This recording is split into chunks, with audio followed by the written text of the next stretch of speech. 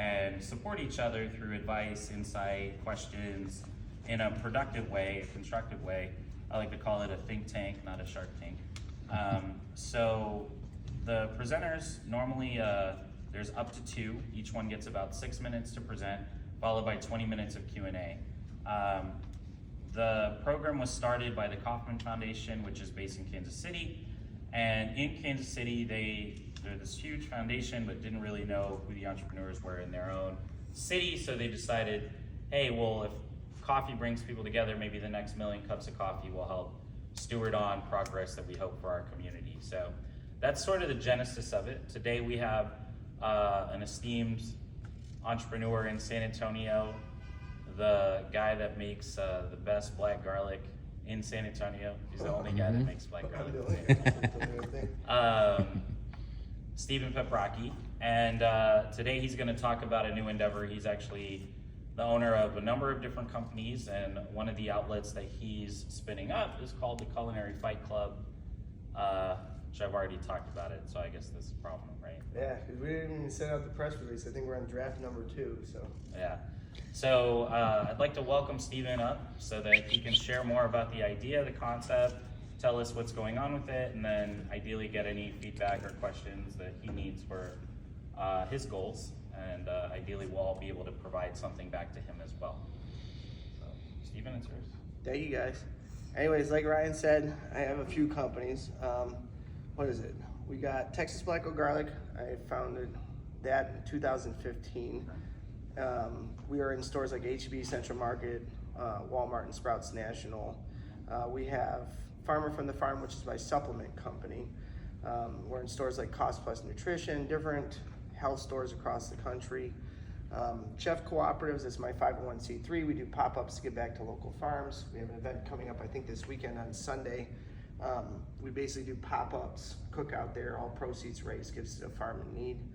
And then we have something called the Co-op SA. That's what spawned this right here. We have 23,000 square feet of incubator space here in San Antonio. We're off of Crosswinds Way. If anyone needs it, I got pamphlets over there, you can see it.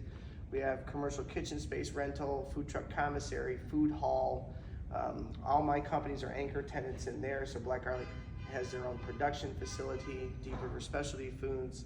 We got podcast room, boardroom, rentable office spaces. We have pretty much everything. It's a one-stop shop for anyone in food and beverage businesses.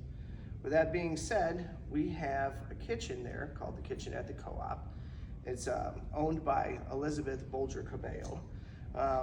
She has been a partner of mine in a few different projects. She's managed the co-op and everything else previously.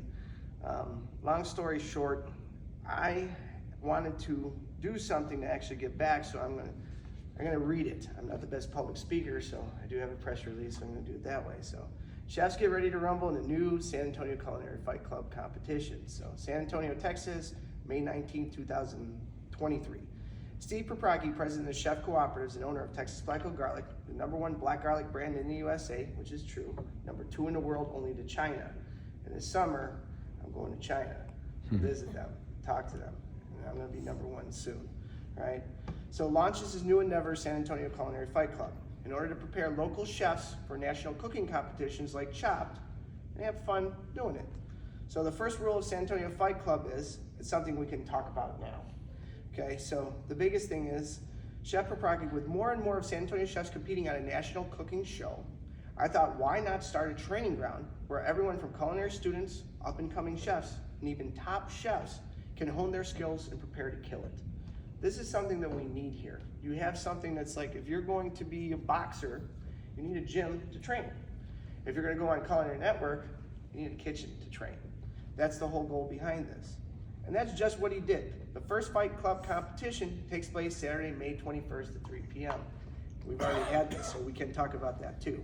At the Co-op Kitchen in San Antonio, Texas. It will feature food writers and critics and relevant media in the kitchen doing the cooking. For the win, and in a fun twist, judging chefs were Chef Rhonda Smith of Lucy Cooper's, Cesar Zapata of Sangria and de Burke, and Angela and Freddie Koval, formerly of Edible SA magazine, who now own Koval Chocolates. will be the judges for the first competition, which will be hosted by Chef Stephen Paprocki and well-known chef Teddy Lane. Competitors will be given a basket filled with a variety of ingredients donated by local farmers, ranchers, vintners, and artisans that they must use to create a one-of-a-kind dish with.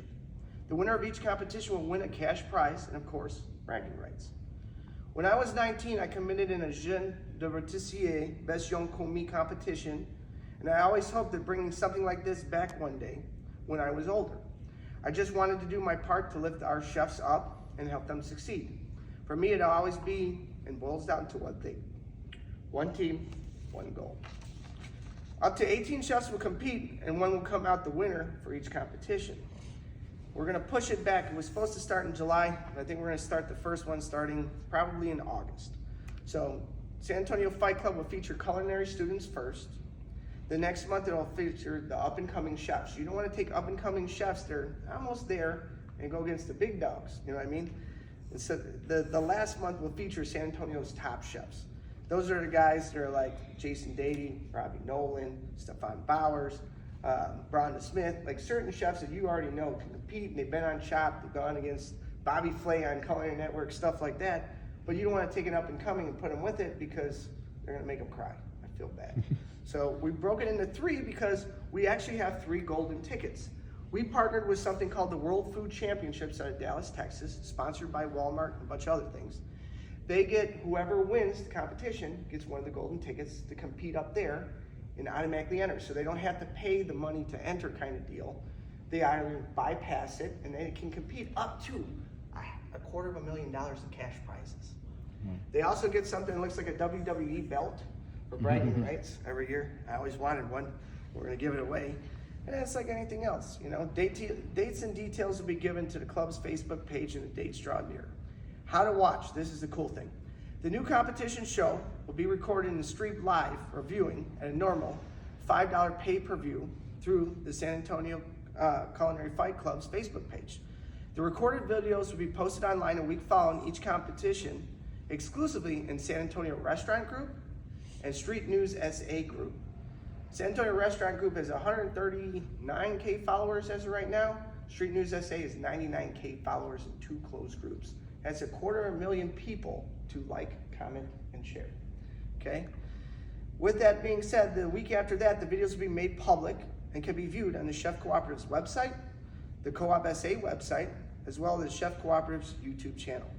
How to compete. Interested chefs are asked to email sanantoniofightclub@gmail.com to join in the fun on the first come, first served basis with their relevant categories. All chefs are required to pay a $25 competition fee, which goes towards the cash prizes. Chef Cooperative's cooking show is also going to be entwined with that. We have a stage there at the co-op upstairs.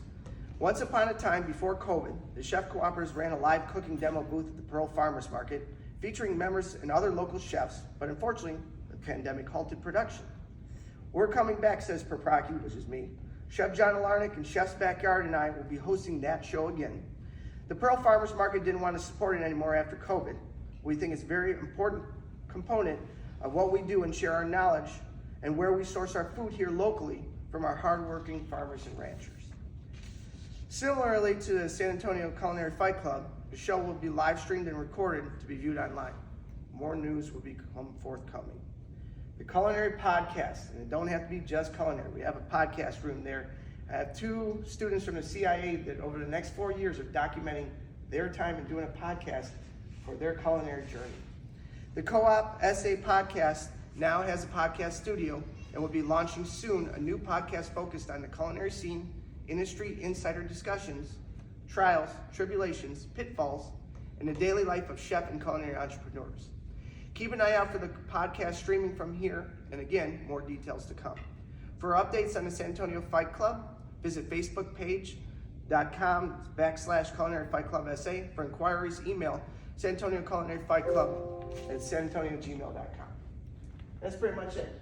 So right here, we've also partnered, and this is the other part, that's why we're on draft 2. I got to go and be a UNESCO chef. I am partnered with the World Heritage Office in UNESCO. I travel all over the world. I have a 2-year contract. This year I have to go to China, Macau, and cook showcasing Texas products. It's a great opportunity to do that. When I'm over there, I ask to stay an extra week and then just book my flight a little bit later. I'm gonna do business. I'm gonna meet Black Garlic China. I'm the first one I know that's going to the People's Republic from here. You know what I mean? So I'm actually going to literally their capital to visit them. Then I fly to Thailand and be in Bangkok for a couple days. I got 2 out of the 3 Thailand black garlic companies, and one of my old chefs that I staged with in Obuli in Spain, I'm gonna try to set him up so we start a black garlic company over there. Hint, hint, licensing agreement. But this chef's from Mexico. Obi, right there, is a chef from Tucson. I got to go to Tucson last year and visit their city of gastronomy, and I fell in love with the place. Tucson is a foodie city. Their chefs are amazing. They're the nicest people I've ever met in my entire life. It blew me away. I seen that they have something called Culinary Fight Club, and I said, I'm gonna start something similar over here in San Antonio. Can we connect the dots? As of yesterday, literally at Facebook, Obi already dropped me in that chat and started that chat for me without me having to even do it. He connected his team, I connected my team. Basically what we're going to do is, because we're the only 2 cities destined or designed to be UNESCO cities of gastronomy, our champion and their champion of Fight Club will rotate every year to make a grand champion. Our goal is to work with UNESCO so we can bypass the application process, because if they already won, beat out every other chef, that should be the person that's your next UNESCO chef. So that's why it's on draft 2 and not on draft 5, because it's coming, because it's gonna connect the dots. We can support with pop-ups and everything else. Chef Jessie Kirk at Ocho has already helped and guaranteed that we can put the chefs up at her hotel. We can start doing pop-ups around town. I'm gonna actually break out my knife bag and blow off some little smoke. This summer, I'm going to be working at Cordero Ranch. I'm gonna do a pop-up dinner with 2 of my ex-chefs from La Mansión del Rey Hotel. It's like a homecoming. I know I'm gonna do an event at Ocho with Chef Kirk and a lot of UNESCO chefs, because both me and her are UNESCO chefs. So I'm gonna do that, and then homecoming. I started when I was my first executive chef gig. I was 23 years old and I was at Fig Tree Restaurant here in San Antonio. It was one of my favorite times in my life. It touches my heart even till this day. 2003, that's how old I am right now, okay? Check this out. So there was another chef there, Laurent Ray. He's at, I don't want to say it. What's the name of the restaurant so I don't do this wrong? The French restaurant at the Pearl. If I say it wrong, yeah, there you go. Say it out loud. Manchuchu. Manchuchu. If I don't say that, Philippe Place is going to literally be like, and same thing with Laurent. Laurent Ray was executive chef there in 2013. So I've already asked him, would you like to do a dinner with me with Louis Cohen, who right now is the executive chef and one of the best in town. Us 3 are gonna do a homecoming. Us 3 chefs, and that's it. It's an homage to the Fig. That's it.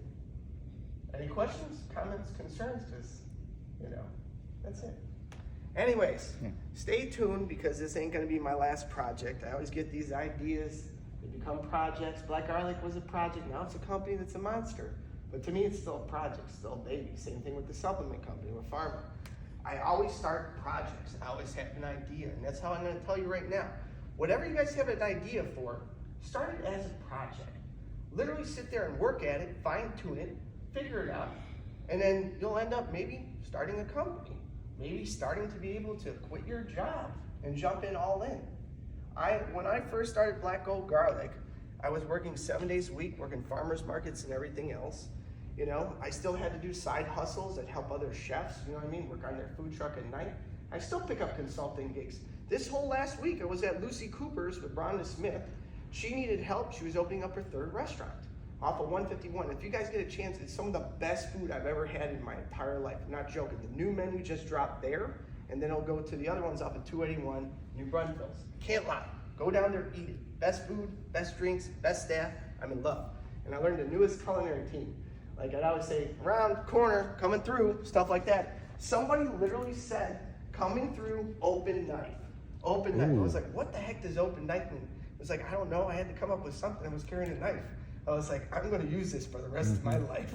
And I promise you, when I'm on a stage over there in China, because they're going to have to Google it. You know what I mean? They're going to be like, there's a misrepresentation. I don't understand the translation.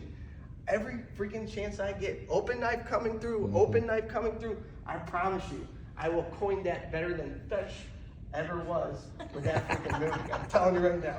But anyways, guys, from the bottom of my heart, Brian said that a presenter dropped out and everything else. I wasn't really prepared for this. You know what I mean? But he's one of my closest friends. He's my mentor. He's helped me so much with all my companies. I went through break, fast, and launch. I think it was what, 3rd cohort? Yeah. If I didn't go through that, I wouldn't be where I am today. Freaking plug into this place, 1 million cups, pitch deck, helm program. There is so much opportunity here for you to help your business. And it's all free. That's the one thing I can say. If Launch SA were to go away from this town, it would be the stupidest thing that our city ever did. And I'm gonna put that out there right now because that's why we're making a video. Other than that, I just wanna tell you guys thank you for letting me speak. Thank you for letting me be here. And thank you from the bottom of my heart for taking your time out to listen to my story. Thank you, thank you. That's it. All right, questions, comments, concerns, guys? What's UNESCO? UNESCO. UNESCO is basically designated through the World Heritage Office. It's an international program. I think it's over 300 cities in the world. We only have 2 in the United States because the Trump administration pulled us out of it, kind of. The Biden administration is kind of hesitant to get us back into it. We have cities that are designated for culture, heritage, like we have designations for our missions and stuff like that. Culinary and food or gastronomy, there's only 2 cities in the US. And that hurts and breaks my heart. I love New Orleans cuisine, I love New York, I love LA. I've been all, you know what I mean? We have so much food here from the South. We have so much food that's even crazier from the Northeast. You know what I mean? It makes no sense why this is not even more promoted. The whole point of UNESCO is to promote our heritage here in San Antonio, and I'm not joking on this. When I go to China, they thought I was joking when I designed these 2 dishes. I have to do for 30 people a demo and everything else. The first dish I did was a chicken on a stick. Now, yeah, they're like, we're gonna fly you all the way to China to do chicken on a stick. Yes, you are. You know why? Because if you go on the Visit San Antonio site, that's the #1 hidden, literally, recipe out there. Number 2, did you guys know that Nyosa serves 40,000 to 50,000 chicken on a stick a year in 1 week alone? That should tell you that that needs to be something that is special, that is about Pearl San Antonio. The second thing is that they love street food over there. Why would you not put a nice little pickled jalapeno on the top of that thing? But I gotta put a little planter, of course, you know what I mean? Because you gotta do something a little fun. Second thing is enchiladas. So that was another thing. You're literally gonna go over there and do enchiladas. Look, I've done fine dining my whole life. I've stashed at 5-star, 5-diamond, 4-star, 4-diamond restaurants. I've been at La Mansión del Rio Hotel, Watermark Hotel Spa, Macaro Hotel and Spa, Omni Hotel's corporate task force chef, traveled all over the country. Every fine dining restaurant, I was their cleaner, I was their fixer. I was the guy that they brought in to clean up poo-poos and find dead bodies. That's what I did. I didn't like that. Because I'd be like going up to you, sir, and I'd be like, hey, I don't really know your name and everything else. What's your name? Arturo. Turo. I'm Steven. Pleasure to meet you, man. Is it all right if I take a picture of you real quick? Click. And I write down Turo. And then basically I'd work with him that day and every one of you, because I told you I'm going to take your picture. I'm not good with faces and names. It's not. I'd be emailing corporate and saying, Turo's an A player. Keep him. Man, what's your name? Christina. Christina. Steven. Nice to meet you. Let me take a picture. Click. And I'd be like, Christina, she's an F player. Fire. No, Christina, you're not. You're not. The point being is that I did that for 6 years. It made me sick to my stomach. I hated every single minute of that job. I didn't mind working 5 in the morning till 11 at night, but that broke my heart. Still breaks me today. I had a consulting company called Top Chef that I got rid of. I'd be paid from Jim Stein Associates out of New York, $600 an hour. Mexican avocado company, $400 an hour. But Ani tore me apart so much that I literally resigned with a 1-day notice. Why? I had every reason to. They basically offered me the executive chef position in Bedford, Pennsylvania, beautiful hotel, out in the middle of the boonies. They had 1 bar in the whole town. They had no cabs, no transportation. I used to have to ask for the golf cart to drive downtown to that 1 bar after service just to get a drink. I'm not joking, or even go to Walmart. It was a sad, sad situation. I'd work 3 to 6 months at a time, 1-way ticket. I couldn't come back till it was fixed. Their executive chef got fired. Executive sous chef went to Europe on vacation because he was guaranteed. And then I had to fire a few other people's chefs. Basically, it was just me running, I don't know, $11.5 million food and beverage operation for 6 months without help, like as in management help. So I was that management. They offered me the job. Omni Hotels, they came up there to let me know that they just bought a new property called AIP Florida, like an island, boom. Before you can come back, you're gonna have to come back to San Antonio, and then we're gonna have to fly you there. We have 7 restaurants for you to concept, but you're only gonna have to do 3 and come home. The corporate chef flew down there to talk to me. He told me that basically, Stevie, this is what's gonna happen. They're about to screw you on Bedford. They offered you 6 figures, you're not gonna get it. They're gonna tell you that you're gonna have to go back to San Antonio, and then I resigned. They want you to move to Irving, Texas and bounce between the 2 properties. The woman that I was married to at that time was at her wit's end because I was never home. I had a house and I was never there. She came up to Bedford, I flew her up there so I could visit with her.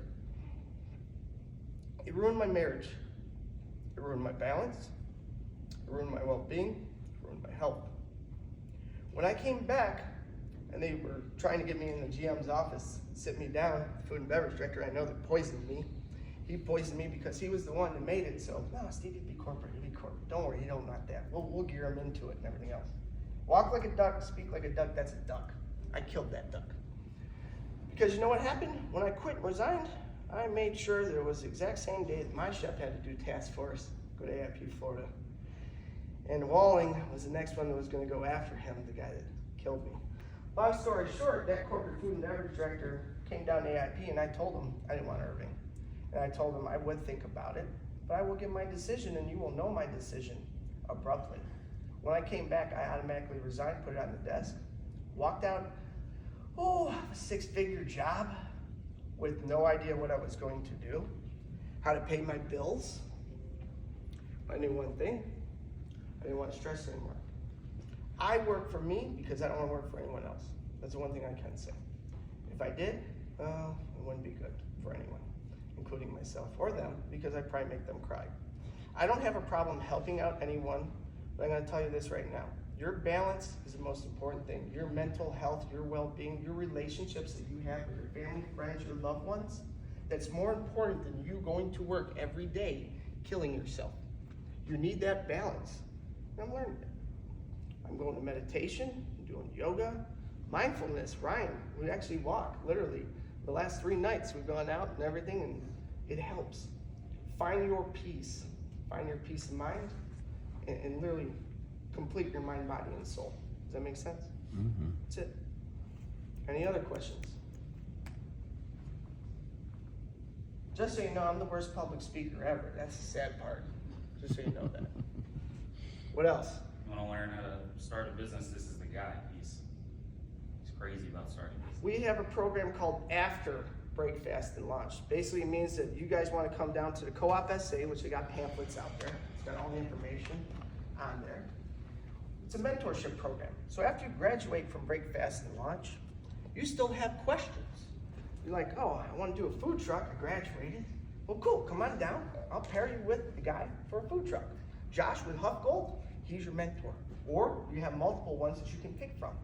If you need somebody like me that's consumer packaged goods or CPG, because people, I didn't know what CPG was for the longest time, but somebody will come in and we talk while I work.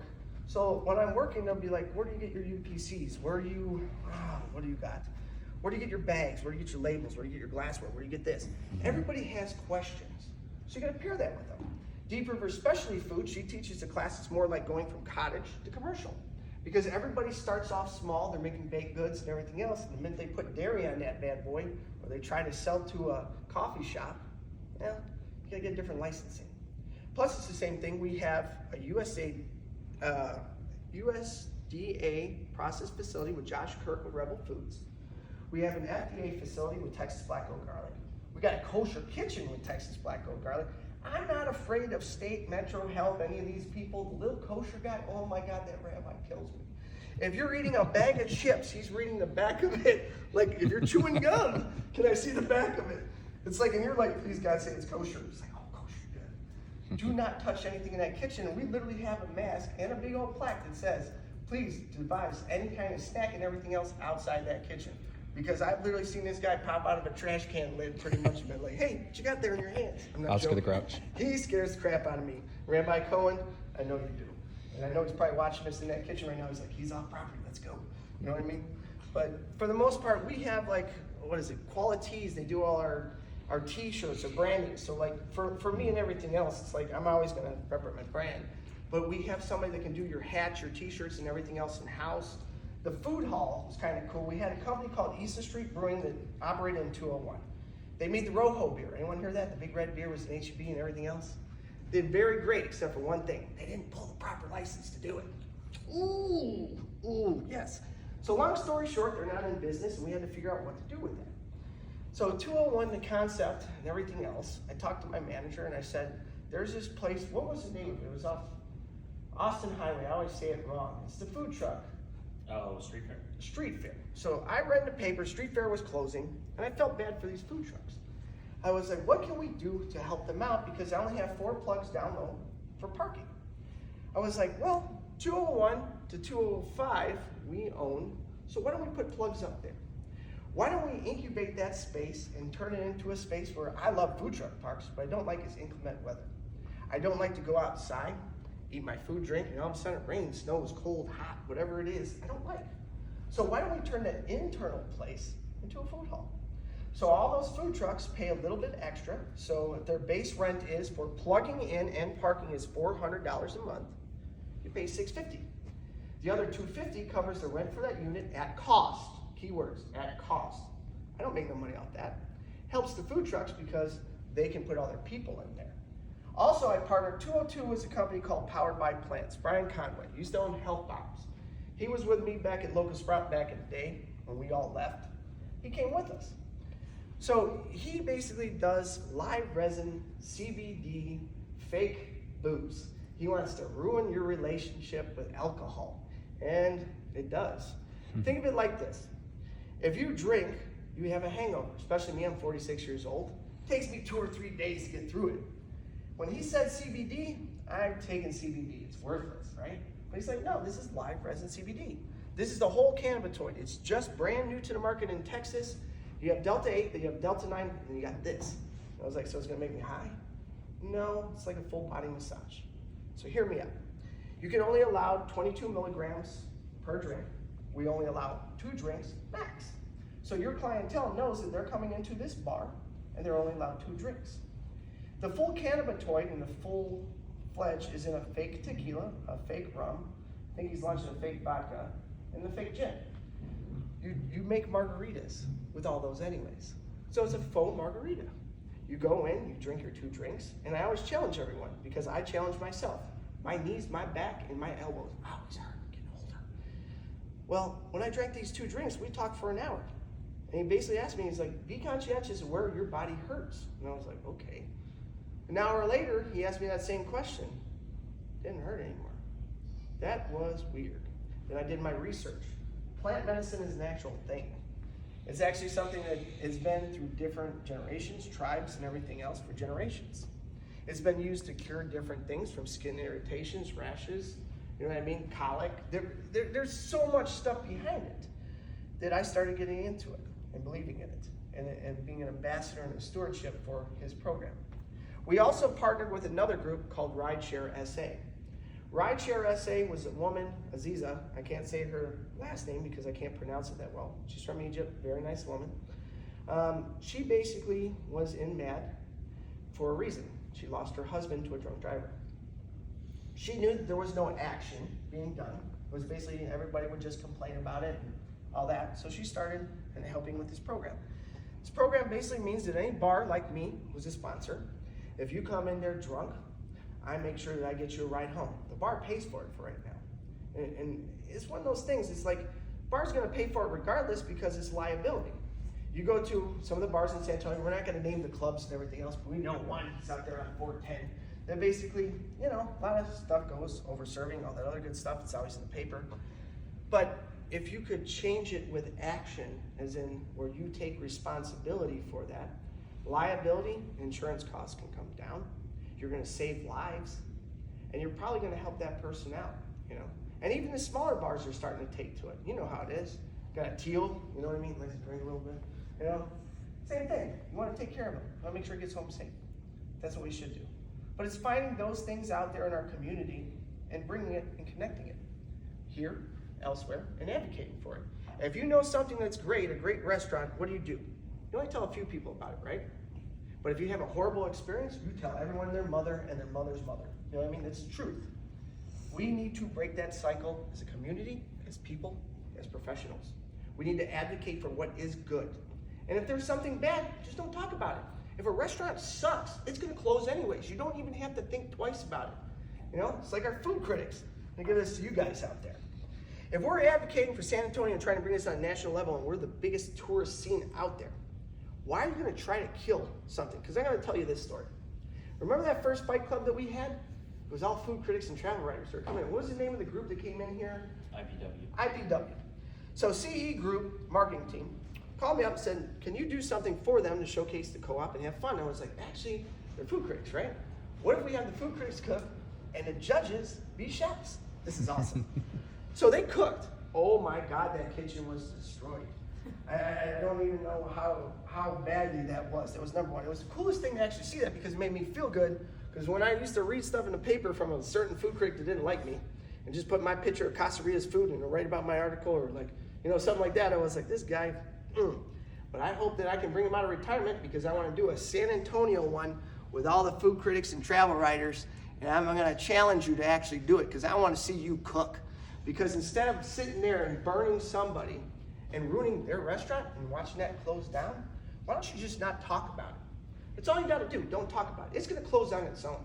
But why don't you start, and I challenge you to advocate for what is good in San Antonio. So when travel people come into this town, tourists, they read the paper, and then they don't have a bad taste in their mouth. I'm just saying, we need to start advocating positive instead of having clickbait for negative. That's our challenge here. And me, this is my day 5, day 6, you know what I mean? Zen moment. Anyways, look, the biggest thing I can tell you is, regardless of any situation in life, you can't give up. Don't give up on your dreams, don't give up on your family, your relationships. Don't give up. That's it. Any questions? Anyone? What is black garlic? Oh, shit. A basic definition. Garlic, Okay, that's black garlic is basically, I'm gonna do this one too. China, this is for you, because you're gonna find out right now. I got a provisional patent on a 25-day method, but I can make it in 9 days. I'm the fastest in the world. So we take regular garlic, we source from 42 farms, we put it through a Maillard reaction. Maillard is a type of, in quotations, fermentation process, because I don't believe it's a fermentation, I believe it's caramelization. We put it through controlled heat and natural humidity. It breaks down the enzymes, releasing the natural sugars, transforms allicin, a chemical component in garlic. That's what, if you go to a garlic farm that smell in the air, it's a natural pest deterrent.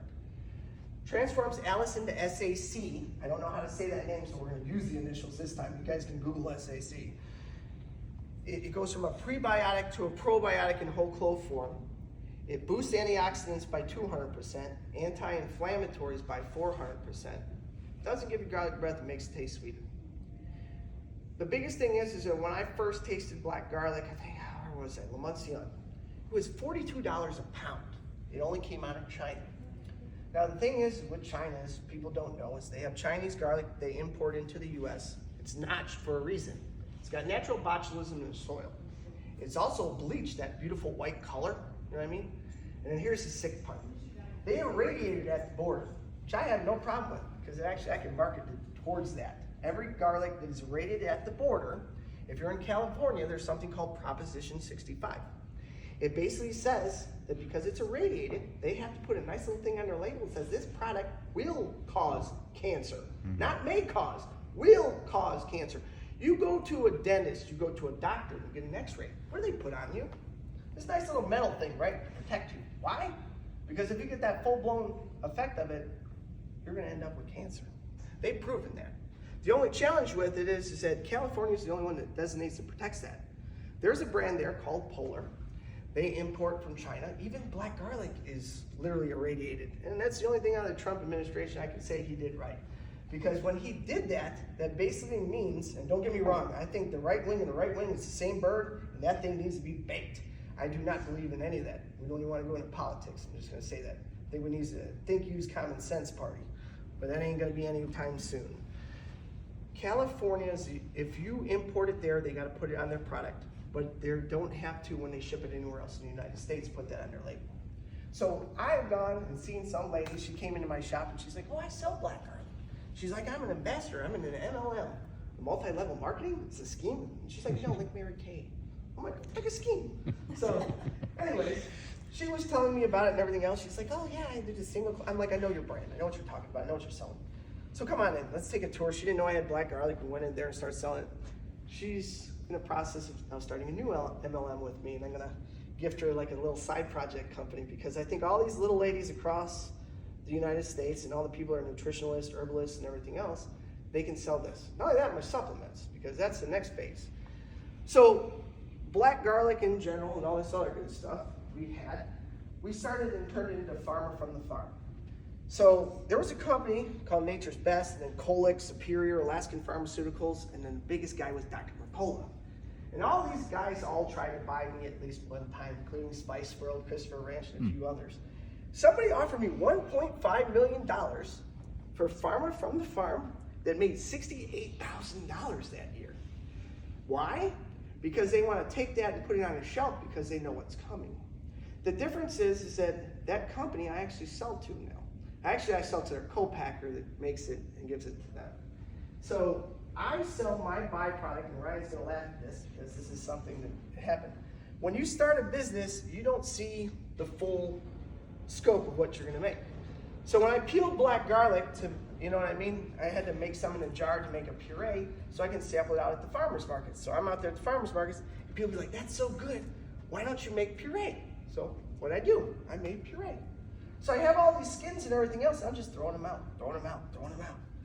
And then I went to a few spice companies because I was like, there's gotta be a way to make sea salt, maybe I can use the skins. So when I started going around to different spice companies, I found out all your onion powder is all skins. That's why it's that light white color. All your garlic powder is skins. They take and chop the onions, and their byproduct, they dry out, and that's new onion powder, new garlic powder. So I was like, let's start a sea salt. And then people started to know, can you do powder? Powder's a byproduct. Remember, that was going in the trash. I now produce, how much do I produce right now? I started black garlic in 2015 producing 180 pounds a month. I do 9,000 to 12,000 pounds of black garlic a month right now. My biggest production is my powder. I sell to a company, co-packer, that sells to McCormick. They make a black garlic sea salt. It's in a lot of stores. I sell to Dr. Mercola that sells 66,000 units a year of their supplements. This little guy, he's only 3,000 right now, 3,000. But the line, I was the first one to invent black shallot. I fermented black shallot because I already know what it does. That onion basically is great for your skin, your hair, your teeth, your complexion. It's already been designed for that as a shallot. So what happens when you ferment it? Well, let's just put it this way. It helps me because I have little rashes and stuff like that, and it keeps them under control. That's one. Two, I don't want to say what the rebranding is for that one, but it's going to compete against Extends. If you're a guy, Google black ginger. I'm going to tell you something. You're going to feel like a 12-year-old again. 12 to 15, I promise you. We fermented black ginger. You feel like, I don't know, you're on steroids, is the best way of putting it. But it's more for circulatory system, blood flow, and everything else for women. So we found out we can market this 3 ways. We also know that right now, that is going to be the king company down the road, because if anyone is willing to offer you $1.5 million to shelf that thing, they're scared. They're scared. So when it comes down to it is that you take 1 pill a day, and that's your best way of doing it. And just remember, this was all byproduct. We have a saying in the chef world, is snout to tail. If you're going to butcher a whole pig, you utilize the whole animal. The jowls, the bones, everything stock, whatever you want. Most of your stock for your pho is pork stock. People don't really know that or understand that, but this is why. You want to have 100% utilization because of your ROI. You're going to literally be a 100% profitable company. When I was a chef, we used to look and have trash cans, and I'd make sure all my guys had no scraps in there. If you're peeling carrots, take your carrots, put it on top of the oven, dry it out, make a carrot powder. You have a carrot dust to go on your plate. If you got little pieces of bell pepper left over and everything else, boil it in oil. Make a nice little red chili oil, put it on your plate. You want to have the best food cost ever, best product cost ever. So remember that. So we used to outsource some labels. Now we print all our labels in-house. I used to pay 42 cents when I first started out for labels. I pay 6 cents now. I saved $17,000 in pharma alone a year. I saved $58,000 in black oak garlic a year. If you can't make more money, find a way to pivot to save more money so you can bring that money back up to the top. Does that make sense? Mm-hmm. Any other questions? Ryan, you usually say something. I'm waiting for it. Can you at least talk about your biggest mistake when you started out? In personal life or professional life? Like, did you ever lose garlic? Oh, that's an understatement. So, well, that's gonna make me cry. That's gonna really make me cry, actually. Not because of losing the garlic, it was about the guy that fixed that problem just passed away. So, sorry, I'm a little emotional, going through some bullshit, trying to fix that too. I got my first fermenting box, and I basically had to figure out a way to do it. I started beta test. Actually, let's go back a second. Let's talk about New Star and how it started, so I can do that, and then we can guide into that. Security Services started beta testing it when I was their corporate chef. I needed timeout. I needed to relax after that Omni fiasco. So it's 9 to 5 weekends, holidays off. I got the job, and they basically said that you have 7 months to either get them to re-sign their contract, or guess what? You don't have a job yet. So I was like, okay, cool. So I went in there, we powered through it and everything else, built a team, got it together, they re-signed the contract. Compass was so excited for me with Urist that they wanted to help me out with like a district chef. They couldn't really do anything but give you a little bit of coin, you know what I mean? So we helped them get Valero, Patronics, KCI, keep QVC. We kept like the contracts in there. Plus we expanded the brand. With that being said, I got an opportunity to go to New Star Energy. And that's where I met Bill Greehey. So when I was there, this dude's a billionaire. I only had one sound advice from that guy, and this is actually, we can go back, Black Gold is the brand for black garlic for a reason. Because it was started, invented, and followed through at New Star Energy. So while I was there, Bill Greehey and me had one conversation. Well, I had two. He thought I walked on water, he said, as a chef, and I said, I heard the same thing about you, sir, and everything in life, you know, homage. This guy, like I used to have to cook, especially for his people that would always come through the back door upstairs, secret meetings. Ron Paul, like all these people, you were like, oh my God, what is going on in here? And just hear it. No, you couldn't hear. They had padded rooms, they had that soundproofed. Even the chef didn't hear those secrets. What I can say is that he was in tune with everybody in the political genre. He also gave back and through the biggest events that I've ever seen for his employees, weekly, monthly, yearly, they got bonuses. He took care of his employees like gold. That is something that I believe in and I took from him and put in my back pocket. And my guys, I try to do the same. What I can say is that I was making black garlic for a Wing It Wednesday station. I just wanted to make black garlic so I could actually afford to do it because those wings over there were $6.95 for like a dozen. You know what I mean? It was supplemented. You can't get that in a restaurant, you never will, okay?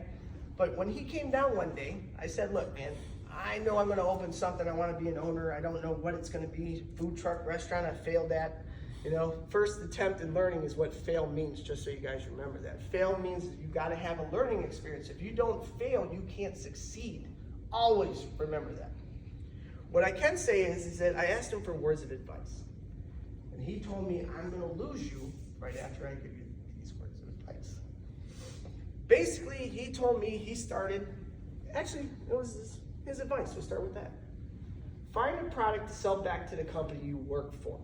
And I was like, what do you mean, sir? He's like, well, I used to be CEO of Valero Energy Group. I need to find a company for pipeline control and storage of oil. Instead of finding one, I made one. I made New Star LLP and I jumped ship. That's what he looked at me and said, this is where I'm gonna lose you. why don't you call your produce companies and see if they want to buy that? And I can't swear, shite, just so you know. I made it, yes, didn't even curse one time today. I'm proud of myself. So basically I did. I called every produce company in Texas and asked them if they bought it. There was one company, that's who I talked to earlier today, and he's no longer with them, but Hardy's Produce.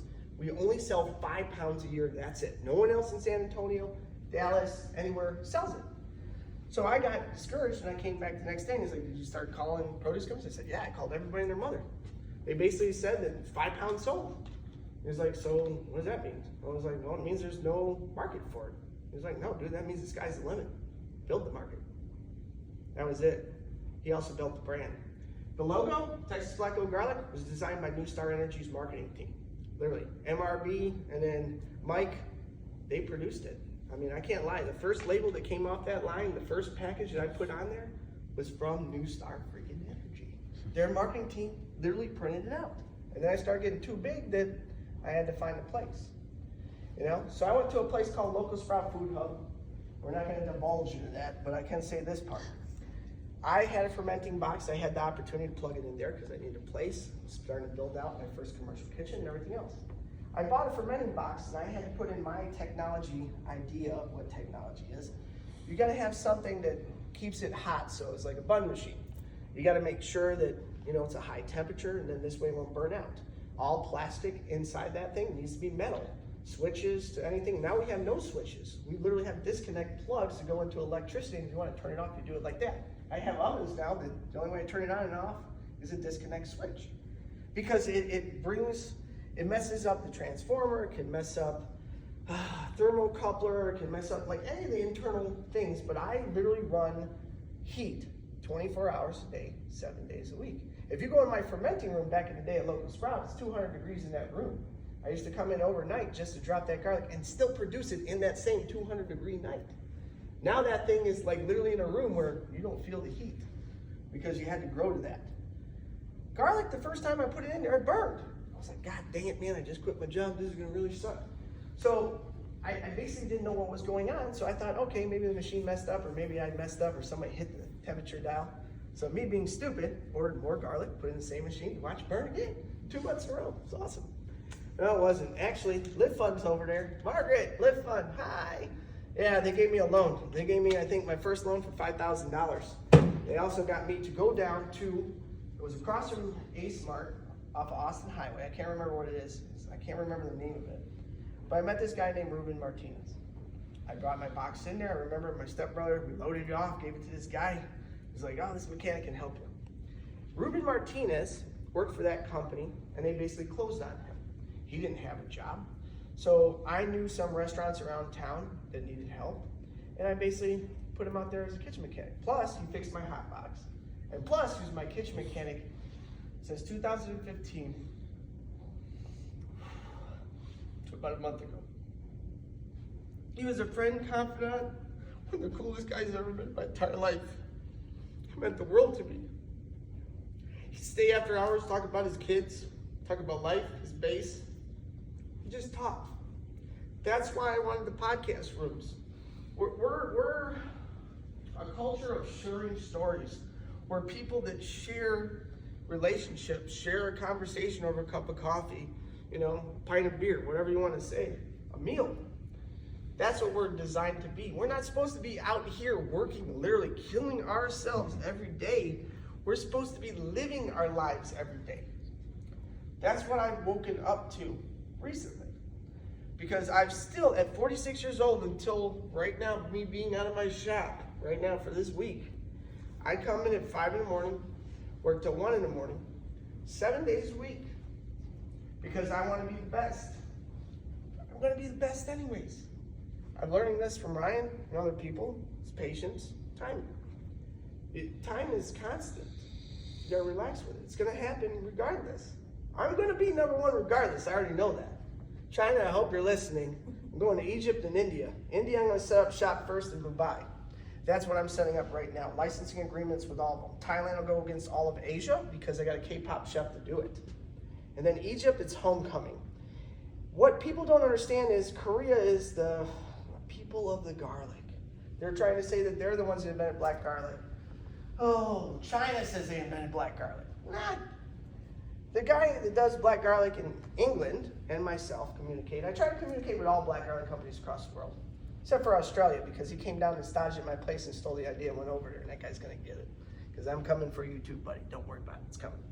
So, and I'm gonna save you for end. Egypt is where the first hieroglyphics show that they take garlic, put it in clay pots, buried in the sand, hot outside. They invented black garlic. It's Egypt. I know that for a fact. So I got a phone call from somebody because he heard that I was doing licensing agreements with everybody. And he's like, you don't know me? Well, actually you do. My lawyer did a thing and I had to do some consult. And my lawyer's a really good lawyer, rickgonzaleslaw.com or whatever it is. That's the best lawyer in town. He's done stuff for Red McCombs and a whole bunch of other people. And he used to be one of my lead waiters at Fig Tree. While he was going to school, basically I got two of them. My food runner there that I got at La Mancion, got him to be a waiter at Fig Tree. He's also my HVAC guy for life. Rick is also my lawyer for life, literally. He also owns majority more of the co-op now, as of today, you know what I mean? So, long story short, there was this thing where they found a chemical that literally for fracking, you put in this chemical and it separates oil and water. Well, he liked that patent and he sold it here in the US to some people in Texas, but he jumped ship because he was from Egypt. Well, he wasn't really going to Egypt, he was doing Saudi Arabia and a few other places. Dubai, Saudi Arabia, South Africa. So he called me up because his sister is one of my life coaches. I go to see her, how big, you know what I mean? Breathing exercises from the pelvis, what else? Yoga, yes, I do yoga. And I actually like it. Believe it or not, I'm a guy and I actually like it. Plus, because I'm probably one of the only guys there, there's a bunch of women. Anyways, no, that's not the reason though. The point being is you gotta learn balance, is the biggest thing. He taught me this one thing, is that he jumped ship over there. He's like, what would you think about setting up shop in Egypt? And I was like, well, I know that's where black garlic started. It would be like a homecoming, but I don't think there's a market there. I was like, there's no money in the Middle East. Iraq, Iran, all those places. I mean, it's like a bomb zone, it's a war zone. And he's like, and in Africa, I mean, that's a poor country, right? And he's like, Steven, have you ever heard of Saudi Arabia, Dubai, South Africa? Never mind, you win. When are we going? February, cool. So I'm flying to India to set up the first part of Mumbai. And then the next week I'm gonna set up in Egypt. I'm gonna put my team together here in the US. I'm gonna make corporate here in the US, American-made product, with licensing agreements in where? Thailand for Asia, Egypt for you already know, and then India. I've already figured this one out. India is actually cheaper labor than China, and trust me, I'm not doing no kids or anything else like that, but I'm just saying like in general. My manager, I asked him how much he gets paid in his restaurant. He's $1,000 a month, and I was like, what? He's like, yeah, $1,000. I was like, dude, my lowest guy gets that probably in like a week and a half, a week and a quarter. I was like, I'm gonna start sending you money right now to consult. Secondly, their garlic price, I have locked in garlic here for like $2 a pound. Let me explain to you about black garlic too. I locked in seed farmers, everything else, $2 a pound. I can't say all the pricing, but wholesale roughly in Texas is $18.95 a pound. What's your profit margin? $2 you buy, after product costs you're about $4.25. You're selling that for $18.95 wholesale. You retail for $24.95 to $28.95 online or at the farmers markets. Do the math. That's the company that built all the other companies. Oh yeah. So that's why at the end of the day, when I talked to him in India, we had a J1 visa program over there at Watermark Hotel Spa La Mancion. We'd have people come in from Chile, India, France, those are crazy people, different places. But India, I had 3 guys, Denwar, Nilesh, and Harish. I reached out to all 3 of them. I said, are any of you guys still in India? One was. He's like, chef, why, what's up? How would you like to work for me? How would you like a licensing agreement? I'm gonna give a licensing agreement for 50% of my company for there. Why? Because that's what you should do. Not only that, I'm gonna come back and support them. So I go over there for a week to get set up, figure out the people, the bribery. They do things differently over there. The infrastructure, the electricity, find the building, find the property. And I'm gonna come back for a month. I'm gonna live there for a month. I want to get everything solid because We found garlic there for 50 cents a pound. Oh yeah, she's making that face right there. So these companies, they want to buy that powder, remember? I called them up. Would you have a problem with me getting Indian garlic? No. How much would you like to buy? Well, that one little thing up there gets me about $4 more million a year at even a quarter of the product cost. And I don't have to do anything. Even a laborer over there. Oh my God. Oh, we get temp labor, chef. It's easy. It's no problem. They pay them some rubies and it's done. That's it. I have a conference call with them every day. I have a conference call with Black Garlic China. I have a conference call every day. They're my friends, man. I don't care. I talk to Garlic China. She can't speak that good English. Believe it or not, I'm teaching her English. This is how messed up this is. I'm teaching a woman English that I can't buy her garlic, but I want her to sell it to other black garlic companies and other companies. You know why? Because I already told her, and she knows this too, I can market against that. Tell me, I will get you the companies so you're going to make money, but I'm also going to market against those companies. She knows that. What do I get? The front door and the back door. Who wins? That's the point. Everybody. I take life like a video game. That's the only way that I think I can survive this thing. Anyone ever played video games growing up at all? Okay. If you take life like a video game, you're always going to have trials, tribulations. You always got somebody you got to defeat. You know what I mean? In life and everything else. You got a bunch of side quests on a freaking daily basis. I swear to God, that's the grocery store, going to get your phone fixed, going to do something or side quest. The point being is that regardless of anything else, you play the game till you win or you lose. Regardless, you die, right? That's endgame. That's how it works. That's it. So you got to have your mind and that mentality to take all those trials and tribulations, get through life. You know what I mean? You're going to have hardships. You're going to have it. The whole point is that we're here, I think, regardless of any situation, from what I learned in those video games, is there's always somebody there at the right moment to help you. Or you're there at the right moment to help them. That's what I think we are as a people. I think Ryan has also agreed on that, and he's also shared me that story. We're here to help people. Ryan is somebody that's an asset. I am somebody I can guarantee you is an asset. If you guys need anything, there are cards on that back right over there. If you need my personal cell, I'll give you my burner line. You know what I mean? Like, you can literally call me on the phone. I don't care. Any time of the day, I will try to answer. You know what I mean? I am trying to get it so my office hours are basically 9 to 5 kind of deal, so I'm not there killing myself. I'm trying to take weekends off and have a balance of life. I'm working through that, and for me, it's going to take time because I've never had to do that. I've never had to be in a place like this right now. I think that's why I'm here today, right? That's why I asked you. Thank you, Steven. You're welcome. Anyways, guys, thank you so much. We'll do this again when I get another project, when we talk about something else.